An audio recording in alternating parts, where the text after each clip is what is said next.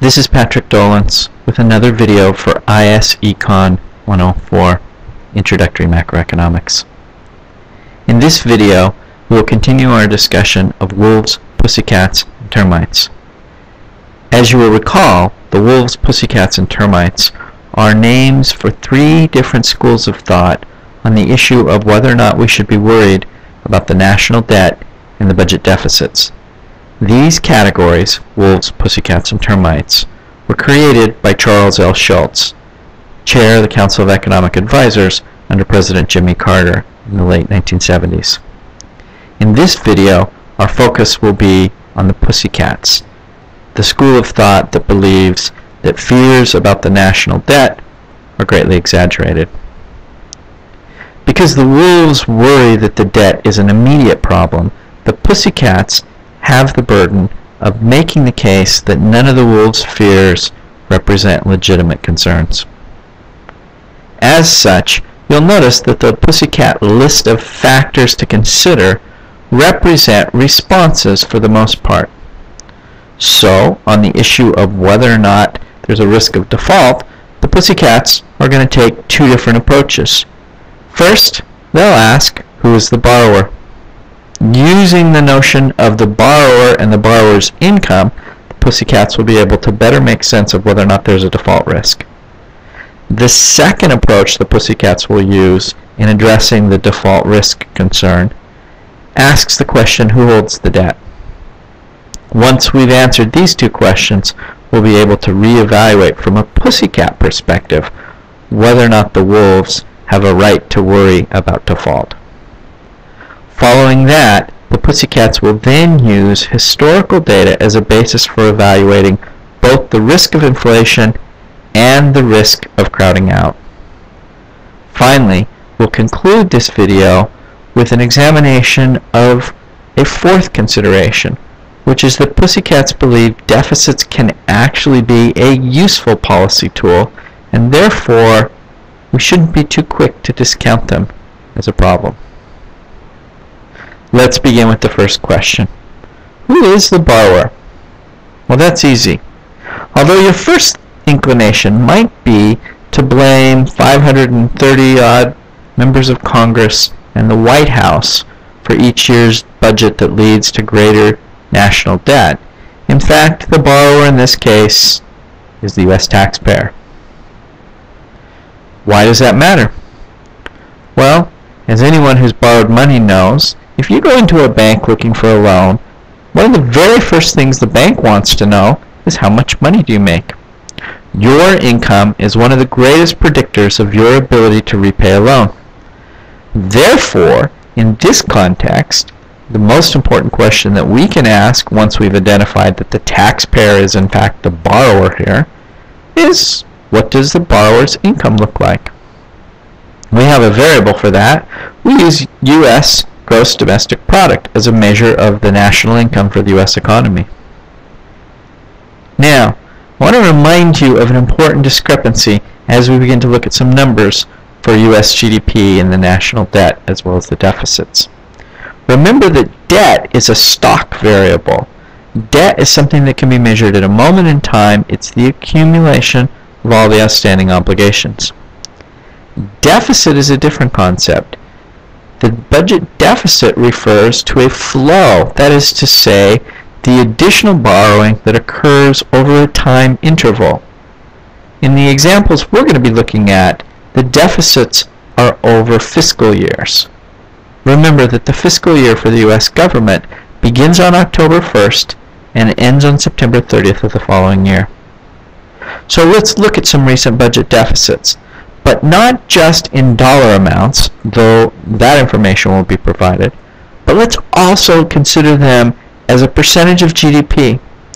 So in other words, we're looking at the additional borrowing that happens in each fiscal year relative to the national income generated during that year. As you can see, looking over a 5-year span of relatively recent years, every single year had a budget deficit of at least 100 billion. Most were more than 300 billion, and one was as high as 400 billion. These are not trivial numbers. And again, because they're deficits, they represent additional borrowing that happened in that fiscal year. But, say the Pussycats, before you start to panic, billions of dollars are huge, but relative to the size of our economy, the borrowing is small. So, for instance, in 2003, the government borrowing represented less than 3.5% of national income. In 2004, it was only 3.5%. In 2005, it was closer to 2.5%. And by 2006, it was less than 2% of the national income generated that year. 2007 is the best year in this series, and as you can see, the $162 billion that the government had to borrow that year to meet its obligations represented slightly more than 1% of national income. When considered in percentage terms, the budget deficits suddenly don't seem scary at all. But let's continue this approach, because in 2007, the numbers bottomed out and they've gone up dramatically since. Something happened in 2008. Think for a moment.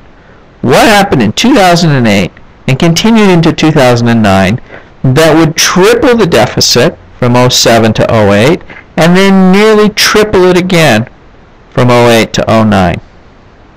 Do you know the answer? The U.S. entered a recession.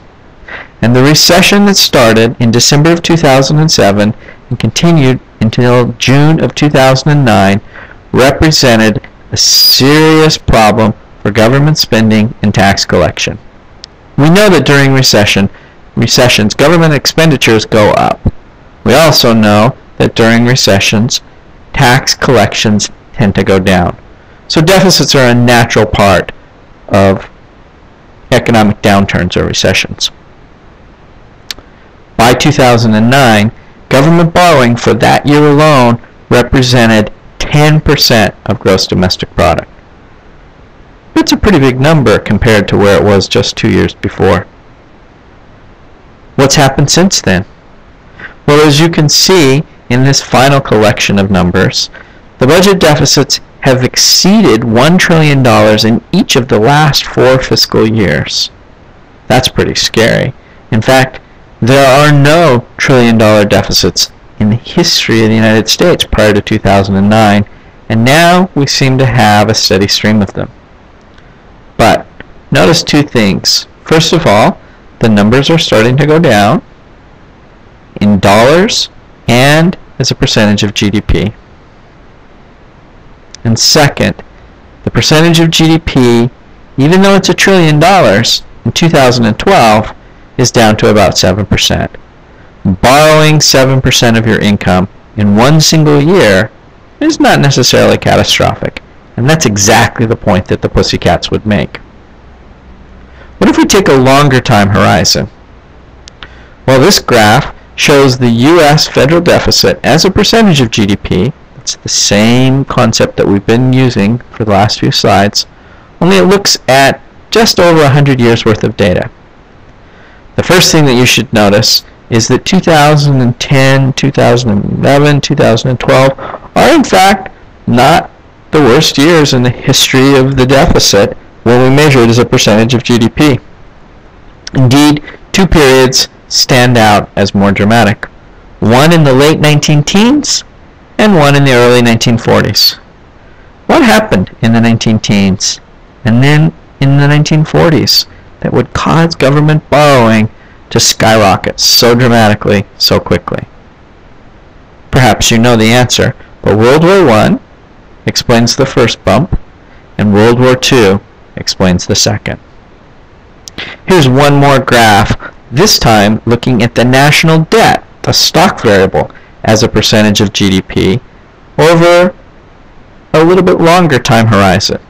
And what you should notice here is that wars tend to raise the debt as a percentage of GDP, and that in recent times we've started to flirt with debt as a percentage of GDP at higher numbers than historically we did in the past. There's one more angle that the Pussycats want to consider as they make the case that the risk of default is not as bad as the wolves might have us believe. Who exactly is holding this debt? We know the taxpayers owe the money, but who do the taxpayers owe the money to? This graphic provides a breakdown, and if you spend some time looking through the graphic carefully, what you'll discover is the vast overwhelming majority of the national debt is owed to U.S. individuals, U.S. institutions, the U.S. Social Security Trust Fund, the U.S. Federal Reserve, etc. Adding those up, suddenly it doesn't seem like the national debt is such a problem because we owe ourselves. And if we owe ourselves, it's awfully hard to default on a debt to yourself. For these reasons, the Pussycats would dismiss the wolf fear that the U.S. government is in danger of bankruptcy. But as you will recall, the wolves had two other concerns, two concerns that we haven't talked about yet. One was the risk of inflation, and one was the risk of crowding out. What do the Pussycats have to say about these two concerns?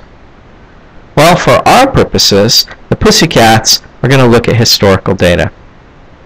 Using data from the Federal Reserve Economic Database and going back about half a century, first we can see that the rate of inflation, using the Consumer Price Index for urban consumers, minus food and energy, this is the inflation measure that the Federal Reserve often uses, that inflation peaked in 1980, and the second spike was about 5 years before. Notice that nothing since 1980 comes anywhere near the level of inflation that we had at that time. There's a tiny spike around 1991, but even that is only just above 5%. And today, inflation is practically non-existent, down in the 1 to 2% range, as you can see on the graph. Why does that matter? Well, here's some context for you. The national debt, that is to say the accumulation of all the federal government's obligations, the national debt was just under $1 trillion in 1980 when Ronald Reagan was running for president. Just under $1 trillion. And today? Well, as you know, today the national debt is approaching $17 trillion. So, from 1980, just under $1 trillion, to 2013, nearly $17 trillion, the national debt has exploded.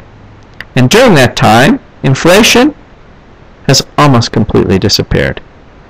Clearly, what we've experienced in the last 30 years has made the debt explode, but hasn't made inflation a concern.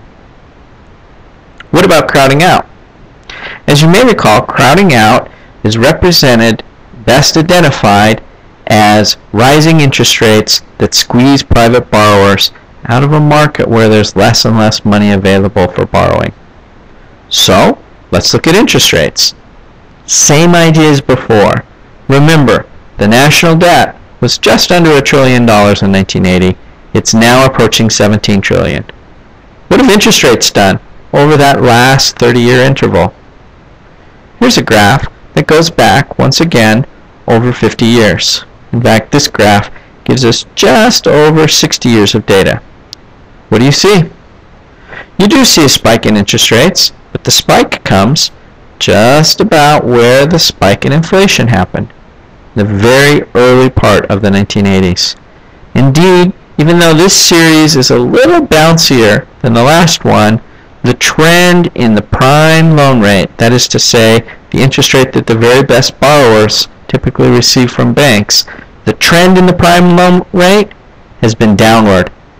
As the debt has exploded, interest rates have actually fallen. You'd be hard-pressed to make the case that interest rates now, somewhere in the neighborhood of 3%, are so high that they're discouraging private investment, particularly given what the history of that interest rate looks like in front of you. So crowding out, not a concern right now. In fact, hasn't been really a legitimate concern for a while in our economy, as you can see from the graph. We're going to add one more piece here before we move to the final bullet in the Pussycat list. Monetizing the deficit. Do you remember that term? Monetizing the deficit is the idea that the Federal Reserve prints more money to help finance the government's borrowing. Monetizing the deficit could potentially increase the risk of inflation, though as we just noticed, there hasn't really been serious inflation over the last several decades. But monetizing the deficit could increase that risk. However, the monetizing of the deficit, while exposing us to a greater likelihood of inflation, actually reduces the risk of crowding out. And that's because if the Federal Reserve is printing more money, then scarcity is less likely to be a problem for those who are looking for borrowing. Your ability to explain how monetizing the deficit can increase one risk but decreases the other risk might be useful for better understanding what's at stake in these debates. The final issue that needs to be addressed before we leave the Pussycats behind is the issue of deficits as a policy tool. Think back to the circular flow model. Think back to the circular flow model as I've sometimes described it as a bathtub. If the economy is in trouble, if the water level in the tub is low, then perhaps the best thing that can be done is to boost spending, to close one of the drains, the leakages, for instance, taxes, and turn up one of the faucets, the injections, for instance, government spending. But if I'm trying to raise the water level in the bathtub, then closing a drain and opening a faucet is exactly the right strategy for boosting economic performance, for creating economic growth. And if taxes represent a drain or leakage, and government spending represents a faucet or injection, then raising spending and reducing taxes could actually be the optimal remedy for getting an economy moving again. Think about that for a moment. Raising spending and cutting taxes. If you did those two things together, you would guarantee that deficits would either emerge, or if they already existed, would get larger. And that's the point the Pussycats want to make. Sometimes deficits might actually be a particularly useful tool for helping an economy that needs a little boost.